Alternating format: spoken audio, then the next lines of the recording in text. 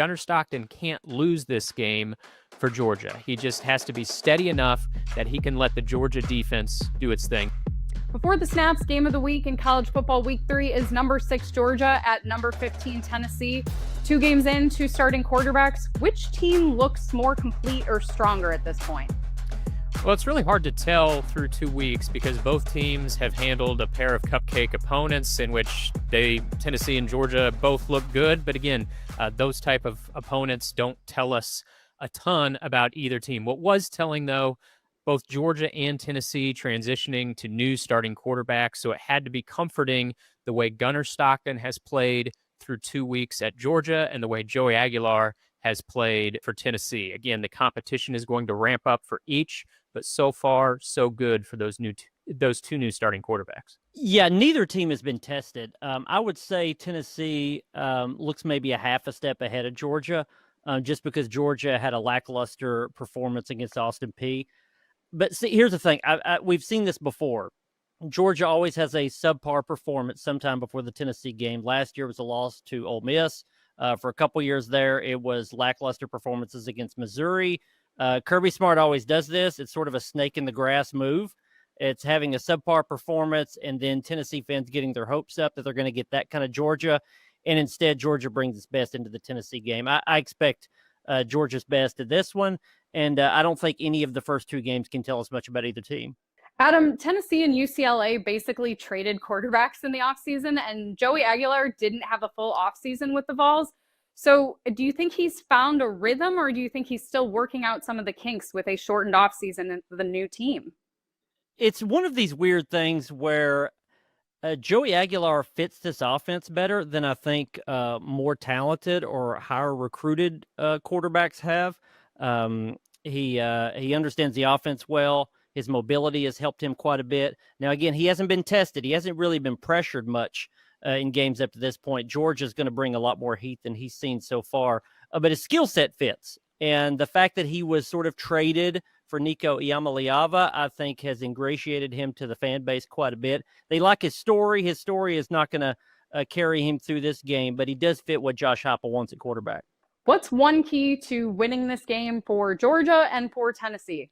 For Tennessee, Tennessee has to win the line of scrimmage. So far in these games, Kirby Smart versus Josh Heupel, which we've had this one 4 times, Georgia has dominated the line of scrimmage. They've outrushed Tennessee by an average of about 60 yards a game in those matchups.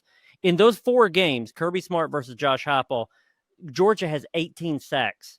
Tennessee has 3. So Tennessee's going to have to bring pressure on Gunner Stockton. They're going to have to control the line of scrimmage. Both teams want to run the ball. Tennessee's going to have to do a better job at that to win this game. And both teams have generally a new offensive line. So whoever wins this game is going to set the tone for that unit the rest of the season. Yeah, for Georgia, I think it's a couple things. One, Gunner Stockton needs to be good. He needs to be steady. Doesn't have to be great. Gunner Stockton can't lose this game for Georgia. He just has to be steady enough that he can let the Georgia defense do its thing. You look at this series, Georgia's won 8 straight against Tennessee. Kirby Smart has mastered the Vols, and conversely, Georgia is the one team that Josh Heupel hasn't figured out. I mean, you look at the past several games in this series, you have to go back to 2020 when Jeremy Pruitt was still the coach to find the last time Tennessee scored more than 17 points against Georgia.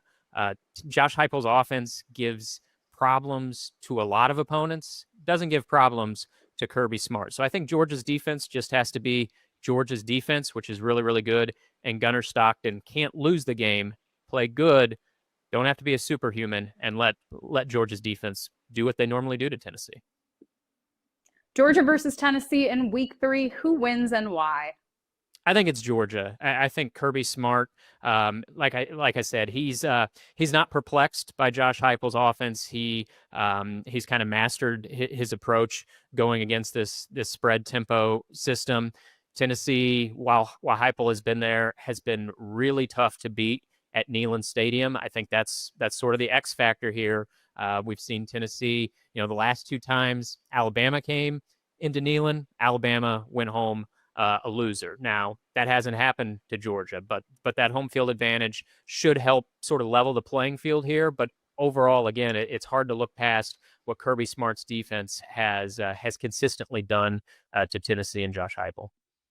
Yeah, I certainly believe there's a path to a win for Tennessee here, and a lot of it has to do with that home field advantage. I think the Neyland Stadium crowd's going to be worth at least 3 or 4 points in this game. Georgia has always had more raw talent, at least recently in the series. They've always had more depth. They've always played with more physicality, and I think all 3 of those are probably still true. The difference now is that I think that margin is much smaller than it was 2 or 3 years ago. That being said, I've seen this movie before, and I think Georgia's going to win. I think the matchup is on Georgia's side. I believe Tennessee can win it, but until I see it, I'm not going to believe it. I'd say Georgia wins about 27-21. Week 3 of college football, and we're doing some rapid fire straight up picks, starting with number 12 Clemson versus Georgia Tech. I really expected more from this Clemson offense, but it's not as explosive as I thought. I say Clemson wins, but barely. Yeah, I'm kind of right there with you. I think I also had really high expectations for this Clemson team. Didn't think this game would look as scary for them preseason as it does right now. I mean, Georgia Tech's a team I really believe in, but I just don't think they're going to have quite enough to get this one done. Number 18, South Florida versus number 5, Miami. I think South Florida's early season magic ends here, and Miami wins this one. Yeah, the Bulls are already kind of the talk of college football after their huge upset last week against Florida, and for good reason. I do think that run is going to end here against Miami. I just think this Miami team's a little bit too good. But with that being said, I think USF could afford to lose this game and still remain the G5 playoff favorite. Oh, yeah, absolutely. Arkansas versus number 17, Ole Miss. I'm going with Ole Miss at home, but they really need to chill out on the turnovers.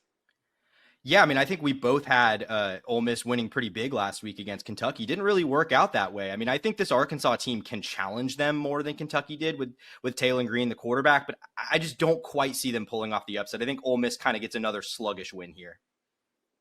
Florida versus number 3, LSU. I'm going with LSU all the way on this one. Yeah, Florida has the talent to compete in this game. They have the defense to keep this one close. But frankly, as long as DJ Lagway and the offense look frankly terrible the way they have the first 2 weeks of the season, I don't see any reason to believe Florida can go into Baton Rouge and get this win. Number 16, Texas A&M versus number 8, Notre Dame. We've only seen Notre Dame play once this season, and that's hard to judge with a young quarterback. But I'm still going with the home team here. Yeah, this is the hardest game of the week, I think, to pick, just because, like you said, we don't know much about this Notre Dame squad. But A&M hasn't looked great. I kind of feel like they're going to get the job done here, though, and that's really just a gut feeling. But I think A&M has enough in the running game between Marcel Reed and the running backs. I think they will be able to challenge Notre Dame a bit here and get a win on the road. Number 6, Georgia versus number 15, Tennessee. I'm giving the edge to Tennessee against a Georgia team that I feel like has yet to find its offensive fireworks. Yeah, only 28 points last week against Austin Peay. I mean, Tennessee looked really good against Syracuse. I think the way Syracuse played last week, though, maybe shows that wasn't all that impressive of a win. I'm going to lean Georgia here until further notice, but I wouldn't be surprised at all if Tennessee pulled the upset here.